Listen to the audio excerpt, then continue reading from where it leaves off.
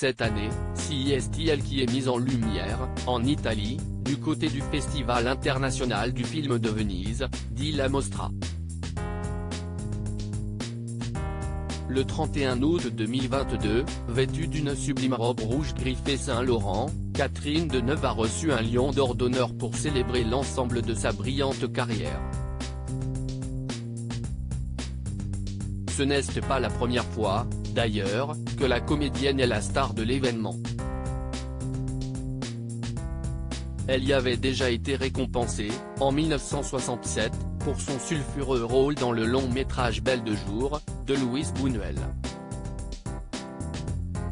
Elle est choisie plutôt très célèbre et très étalon. Voilà l'occasion idéale, pour Paris Match, de dresser le portrait de l'actrice de 78 ans. En analysant l'évolution de l'image de Catherine Deneuve à travers les âges, le magazine hebdomadaire retrace notamment son parcours sentimental, celui d'une grande romantique qui a toujours su ce qu'elle voulait, et qui a toujours assumé ses goûts et ses choix.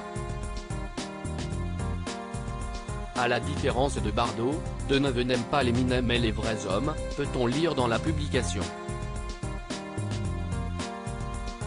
Elle est choisie plutôt très célèbre et très étalon comme Vadim, Mastroianni ou même plus tard à l'époque Pierre Lescure dont nous tairons ici le surnom d'alcôve et les capacités physiques, lui laissant à lui aussi son charme mystérieux. Résolvons tout de suite cette énigme. Pierre Lescure a tout d'abord été surnommé Camichi malicieux, à l'époque où il pratiquait le scoutisme chez les éclaireurs de France, puis plus tard, pour bien d'autres raisons, le gardien du buste par son grand ami Coluche. Mais son histoire avec Catherine Deneuve remonte aux années 1980.